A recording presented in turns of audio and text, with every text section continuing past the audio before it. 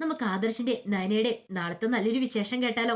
അതിനു മുമ്പായിട്ട് ആദ്യമായി കാണുന്നവരുണ്ടെങ്കിൽ ചാനൽ ഇഷ്ടപ്പെട്ട ഒന്ന് സബ്സ്ക്രൈബ് ചെയ്യാൻ മറക്കരുത്. വീഡിയോ ഇഷ്ടപ്പെടുവാണെങ്കിൽ ലൈക്ക് ചെയ്യാനും നിങ്ങളുടെ വിലയേറിയ അഭിപ്രായങ്ങളൊക്കെ രേഖപ്പെടുത്താനും മറക്കരുത് കേട്ടോ. നമുക്ക് നേരെ നമ്മുടെ വിശേഷത്തിലേക്ക് പോയാലോ?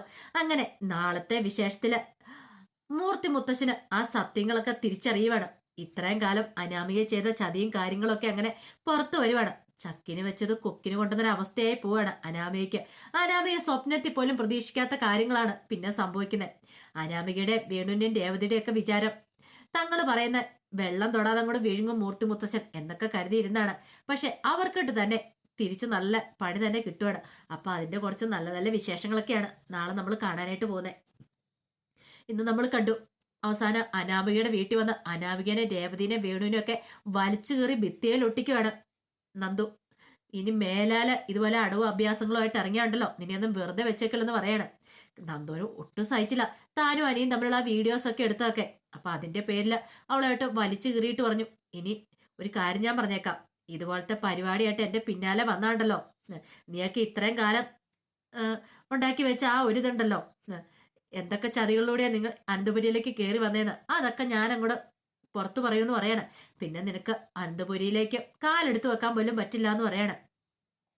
ഈ ഒരു തവണത്തേക്കോടെ ക്ഷമിച്ചു, ഇനി ഇത് ആവർത്തിക്കരുതെന്നൊക്കെ പറഞ്ഞിട്ടാണ് നന്ദു അങ്ങോട്ടേക്ക് പോകുന്നത്.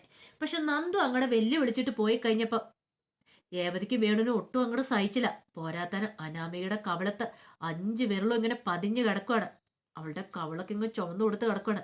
ഈ സമയത്ത് രേവതി പറഞ്ഞു, പാവ എന്റെ മോളുടെ കവിള് കണ്ടാ വേണു ഏട്ടാ, എനിക്ക് സഹിക്കാൻ പറ്റുന്നില്ലെന്ന് പറയാണ്.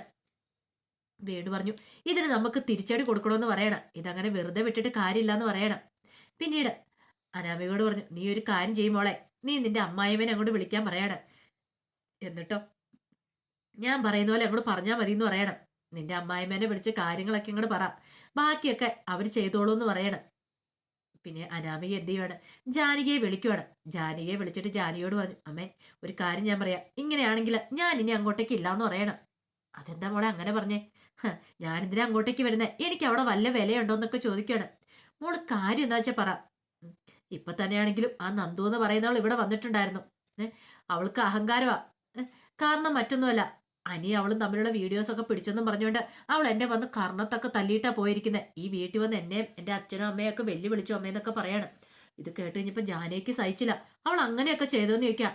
അതെ അമ്മയെന്ന് പറയാണ്. അവൾക്ക് അഹങ്കാരമാ, അവൾ അഹങ്കാരം കാരണം കാണിച്ചാന്ന് പറയണം. അമ്മ ഇത് വെറുതെ വിടല്ലെന്ന് പറയണം. ഇത് കേട്ട് കഴിഞ്ഞപ്പത്തിനും ജാനകി പറഞ്ഞു, എന്ത് ചെയ്യണമെന്ന് എനിക്കറിയാന്ന് പറയണം. അമ്മേ ഇനിയിപ്പം വെറുതെ ഇരുന്നിട്ട് കാര്യമില്ല, അവിടുത്തെ മുത്തശ്ശനോട് ഈ കാര്യങ്ങളൊക്കെ അറിയിക്കുക, ഇതിനൊരു തീരുമാനം ഉണ്ടാവണം, എന്നിട്ട് മാത്രം ഞാൻ അങ്ങോട്ടേക്ക് ഉള്ളെന്ന് പറയണം.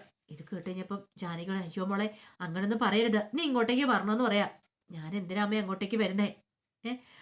അനിയും നന്ദുവും തമ്മിൽ ഒന്നിക്കുകയാണ്, പിന്നെ എനിക്ക് അവിടെ എന്ത് പ്രസക്തിയുള്ളേ? ഞാൻ അങ്ങോട്ടേക്ക് വരുന്നില്ലെന്ന് പറയാം. മോള് വിഷമിക്കൊന്നും വേണ്ട, ഇപ്പൊ തന്നെ ഞാൻ ഒരു തീരുമാനം ഉണ്ടാക്കിയിട്ടുള്ളൂ, മോള് ധൈര്യമായിട്ട് വെച്ചോ എന്നൊക്കെ പറഞ്ഞിട്ട് കോള് കട്ട് ചെയ്യുകയാണ്.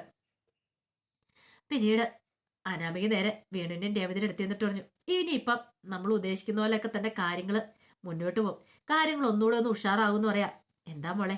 ഞാനേ അമ്മയോട് വിളിച്ചു പറഞ്ഞിട്ടുണ്ട്, അമ്മ ആ വീഡിയോസും കാര്യങ്ങളൊക്കെ മുത്തശ്ശനെ കാണിച്ചോളൂ എന്ന് പറയാം. ഓ രക്ഷപ്പെട്ടു.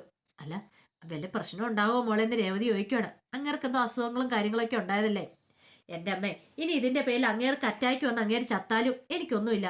കാരണം ഞാനല്ലോ കാണിക്കുന്ന വീഡിയോസ് കാണിക്കുന്ന എന്റെ അമ്മായിമ്മയല്ലേ, പിന്നെ എനിക്കെന്താ കുഴപ്പമിരിക്കുന്നത്? അവരതിന്റെ ഉത്തരവാദിത്വം ഏറ്റെടുത്തോളൂ എന്ന് പറയാം. നമ്മൾ നൈസായിട്ട് കൈ കഴിയും അങ്ങോട്ട് മാറി നിന്നാ മതി എന്ന് പറയാം. അത് കേട്ടപ്പോ വേണു പറഞ്ഞു, അത് ശരിയാ, കിളവനെല്ലാം ഒന്ന് അറിയട്ടെ, എന്നിട്ട് മതി നമുക്ക് അങ്ങോട്ട് ചെല്ലാനായിട്ട്. എല്ലാം അറിഞ്ഞതിന് ശേഷം അങ്ങോട്ടൊക്കെ ഒരു പോക്ക് പോണം. രേവതി ഒരു ശരിയാ, എന്റെ മോളെ എല്ലാവരുടെയും മുന്നിട്ട് നാണം കെടുത്തിയതല്ലേ, അപ്പൊ അങ്ങനെ വെറുതെ വിടാൻ പാടുണ്ടോന്ന് ചോദിക്കണം. അതിനുശേഷം നമുക്ക് അങ്ങോട്ട് ചെല്ലാം, കുറച്ച് കാര്യങ്ങളൊക്കെ വിളിച്ചു പറയാം. അവസാനം മോളുടെ കയ്യെ കാലയില് ആ കിളവൻ വീഴുമെന്ന് പറയാണ്. ഇത് കേട്ടിഞ്ഞപ്പോ അനാമി കുറഞ്ഞ് അങ്ങനെയൊക്കെ സംഭവിക്കുമെന്ന് ചോദിക്കുക. വേണു പറഞ്ഞു, അയാളെ സംബന്ധിച്ചിടത്തോളം ഒരു കാരണവശാലും ഡിവോഴ്സ് ആയിട്ട് നീ അവിടുന്ന് പോരുന്ന അയാൾക്ക് സഹിക്കാൻ പറ്റില്ല. കാരണം ഇന്ന് വരെ അവരുടെ കുടുംബത്തിൽ അങ്ങനെ ഒരു കാര്യം ഉണ്ടായിട്ടല്ലോ. അപ്പൊ ഡിവോഴ്സ് നടക്കാന്ന് പറഞ്ഞാൽ അയാൾക്ക് സഹിക്കാൻ പറ്റുന്നതിനപ്പുറമായിരിക്കും. അതുകൊണ്ട് കൊച്ചുമക്കളെ തമ്മിൽ വേറെ പിരിക്കാണ്ട് ഒരിക്കലും അയാൾ തുനിയത്തില്ല. അതുകൊണ്ട് നിന്നെ അവിടെ പിടിച്ചു നിർത്താനോ ശ്രമിക്കുള്ളൂ. നീ കൊച്ചുമാന്റെ ഭാര്യയല്ലേ, പുറത്തറിഞ്ഞു കഴിഞ്ഞാൽ നാണക്കേടല്ലേ ഡിവോഴ്സ് ആയെന്നൊക്കെ അറിഞ്ഞു കഴിഞ്ഞിട്ടുണ്ടെങ്കിൽ, അല്ലെങ്കിൽ വീട് വിട്ടുപോയെന്ന് അറിഞ്ഞു കഴിഞ്ഞിട്ടുണ്ടെങ്കിൽ. അതുകൊണ്ട് മോൾ അക്കാര്യത്തിൽ വിഷമിക്കേണ്ടെന്നൊക്കെ പറയാണ്. അങ്ങനെ പുതിയ തന്ത്രങ്ങളൊക്കെ മെനഞ്ഞ് അവിടെ ഇരിക്കുവാണ്. ഈ സമയത്ത് ജാനകി എന്ത് ചെയ്യുവാണ്, നേരെ വീഡിയോസൊക്കെ ആയിട്ട് മൂർത്തി മുത്തശ്ശൻ്റെ അരിയിലേക്ക് ചെല്ലുവാണ്. മുത്തശ്ശൻ ചോദിച്ചു, എന്താ ജാനകി എന്ന് ചോദിക്കുക. ജാനകി പറഞ്ഞു, എനിക്ക് കുറച്ച് കാര്യങ്ങളൊക്കെ പറയാനുണ്ട് അച്ഛാന്ന് പറയണം. അത് കേട്ട് കഴിഞ്ഞപ്പോഴത്തേനും മുത്തശ്ശൻ ചോദിച്ചു, അല്ല നിനക്ക് എന്താ പറയാനുള്ളതെന്ന് ചോദിക്കണം. ഇവിടെ നടക്കുന്ന വല്ല കാര്യങ്ങളും അച്ഛൻ അറിയുന്നുണ്ടോ എന്ന് ചോദിക്കുകയാണ്. അതെന്താ ജാനകി നീ അങ്ങനെ പറഞ്ഞേ? ഇവിടെ എല്ലാരും കൂടെ പല കള്ളത്തരങ്ങളും കാണിക്കുന്നുണ്ട്. പക്ഷെ അതൊന്നും ഇത്രയും കാലം ആരും ആരോടും പുറത്ത് പറഞ്ഞിട്ടുണ്ടായിരുന്നില്ല. അച്ഛൻ അറിയാവുന്ന കാര്യമല്ലേ ഇവിടെ 2 അടുക്കളയാന്നുള്ള കാര്യം. അതിന് കാരണം എന്താണെന്ന് അച്ഛൻ അറിയാവുന്ന ചോദിക്കും. ഇത് കേട്ട് കഴിഞ്ഞപ്പോഴത്തേനും മൂർത്തി മുത്തശ്ശൻ പറഞ്ഞു, കുറച്ച് നാളുകളായി ഇവിടെ എന്തൊക്കെയോ പുകഞ്ഞു കത്തുന്നുണ്ടെന്ന് എനിക്ക് അറിയാന്ന് പറയാണ്. ജാനകി പറഞ്ഞു, ഇങ്ങനെ പോയിട്ടുണ്ടെങ്കിൽ അനിയുടെ ജീവിതം താർന്നു പോവച്ചാ.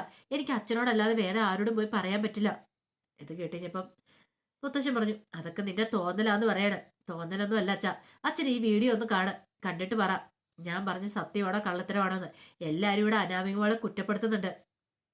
പക്ഷെ അങ്ങനെ കുറ്റപ്പെടുത്തുന്നുണ്ടെങ്കിലും അവൾ ചെയ്ത തെറ്റെന്താന്ന് മാത്രം എനിക്ക് മനസ്സിലാകുന്നില്ല. അനിയെ അവൾക്ക് ഭയങ്കര ഇഷ്ടമാണ്. പക്ഷെ അനിക്കോ, അനിയെ ആ നന്ദു വല വീശി പിടിച്ചു വെച്ചിരിക്കും അച്ഛാന്ന് പറയണ. പിന്നീട് അങ്ങോട്ട് ആ വീഡിയോ കാണിക്കുകയാണ്. വീഡിയോ നോക്കി കഴിഞ്ഞപ്പോഴത്തേനും മൂർത്തി മുത്തശ്ശൻ ഞെട്ടിപ്പോയി. അവർ രണ്ടുപേരും കെട്ടിപ്പിടിക്കുന്ന രംഗങ്ങളൊക്കെ. പിന്നീട് ജാനകിയോട് ചോദിച്ചു, നിനക്ക് എവിടുന്ന് ആ വീഡിയോ കിട്ടിയെന്ന് ചോദിക്കുക. അതെ, അനാമികോള് തന്ന. അവൾക്ക് എത്രമാത്രം വിഷമമാണെന്ന് അറിയാവോ? അവള് വീട്ടിലേക്ക് പോയേക്കുവാന്ന് പറയാണ്. അവൾക്ക് സഹിക്കാൻ പറ്റുമോ? ഇപ്പൊ ഈ വീഡിയോ കണ്ടു കഴിയുമ്പോഴത്തേനും എനിക്ക് പോലും സഹിക്കാൻ പറ്റുന്നില്ല എന്ന് പറയണം. മുത്തശ്ശൻ പറഞ്ഞു, ഓഹോ അപ്പൊ അങ്ങനെയൊക്കെയാണ് കാര്യങ്ങളിലെ. ഒരു കാര്യം ചെയ്യാം, ഞാൻ അവനെ ഒന്ന് വിളിക്കട്ടെ എന്ന് പറയണം. അങ്ങനെ അനിയെ വിളിച്ചു. അനിയെ വിളിച്ചിട്ട് പെട്ടെന്ന് വീട്ടിലേക്ക് വരാനായിട്ട് പറയണം. ജാനകി മനസ്സിൽ വിചാരിച്ചു, അനി വന്നു കഴിയുമ്പോൾ ചോദിക്കും. ഇനിയിപ്പൊ അനിയും നന്ദു തമ്മിൽ ഒരഭ്യാസവും നടക്കില്ല. അനിയും അനാമിയും തമ്മിൽ ഒന്നിപ്പിക്കണം. അത് അച്ഛൻ വിചാരിച്ചാലേ സാധിക്കുള്ളൂ എന്നൊരു ചിന്തയൊക്കെയായിരുന്നു ജാനകിയുടെ മനസ്സറിയാം. അതായിരിക്കും സംഭവിക്കാൻ പോകുന്നതെന്നൊക്കെ ഓർത്തോണ്ട ജാനകി ഇരുന്നേ. കുറച്ച് സമയം കഴിഞ്ഞ് കഴിഞ്ഞപ്പോഴത്തേനും മുത്തശ്ശന്റെ മുറിയിലേക്ക് അനി വരുവാണ്. അനി വന്നു കഴിഞ്ഞപ്പോഴത്തേനും മുത്തശ്ശൻ ചോദിച്ചു, എടാ ഞാൻ ഈ കേട്ടൊക്കെ സത്യമാണോ എന്ന് ചോദിക്കുകയാണ്. ഇത് കേട്ട് കഴിഞ്ഞപ്പോഴത്തേനും അനി ചോദിച്ചു, എന്താ മുത്തശ്ശൻ എന്താ കേട്ടതെന്ന് ചോദിക്കാം. കേൾക്കുക മാത്രമല്ല പല കാര്യങ്ങളും ഞാൻ കാണുകയും ചെയ്തു. അതിനകത്ത് എന്ത് സത്യാവസ്ഥ ഉണ്ടെന്ന് ചോദിക്കണം. എന്താ മുത്തശ്ശാന്ന് ചോദിക്കണം. നീയും നന്ദുവും തമ്മിൽ എന്താ ഇടപാടെന്ന് ചോദിക്കാം. ഇത് കേട്ട് കഴിഞ്ഞപ്പോഴത്തേനും അനി ഒരു നിമിഷത്തേക്ക് ഒന്നും മിണ്ടിയില്ല. അല്ല നിന്റെ കല്യാണം കഴിഞ്ഞാണ്, നിനക്കൊരു ഭാര്യ ഉണ്ടെന്നുള്ള കാര്യമൊക്കെ അറിയാൻ പാടില്ലെന്ന് ചോദിക്കാം. അനി പറഞ്ഞു, ഭാര്യയോ അനാമികയോ? അവളെ ഇന്ന് വരെ ഭാര്യയായിട്ട് കണ്ടിട്ടില്ല മുത്തശ്ശ. എനിക്ക് അവളോടൊപ്പം ജീവിക്കാൻ പറ്റില്ലെന്ന് പറയണം. ഇത് കേട്ടപ്പത്തിനും മുത്തശ്ശൻ ചാടി എഴുന്നേറ്റിട്ട് ചോദിച്ചു, നീ എന്താടാ പറഞ്ഞതെന്ന് ചോദിക്കണം. മുത്തശ്ശൻ ഉദ്ദേശിച്ച പോലെ ഒന്നും അല്ല കാര്യങ്ങളെന്ന് പറയണം. അപ്പോഴേക്കും മുത്തശ്ശൻ പറഞ്ഞു, അപ്പൊ ഞാൻ ആ വീഡിയോസിൽ കണ്ടതോ മുത്തശ്ശ, അത് അപ്രതീക്ഷിതമായിട്ട് അങ്ങനെ സംഭവിച്ചു പോയതാ. പക്ഷെ അതൊന്നും അല്ല കാര്യം എന്ന് പറയണം. മുത്തശ്ശൻ എന്റെ ആ വീഡിയോ മാത്രമല്ല കണ്ടുള്ളൂ. ഇപ്പൊ ഈ പറയുന്ന അനാമിക ഉണ്ടല്ലോ, അവളെ കുറിച്ചുള്ള വീഡിയോസും കാര്യങ്ങളും കണ്ടിട്ടില്ലോ.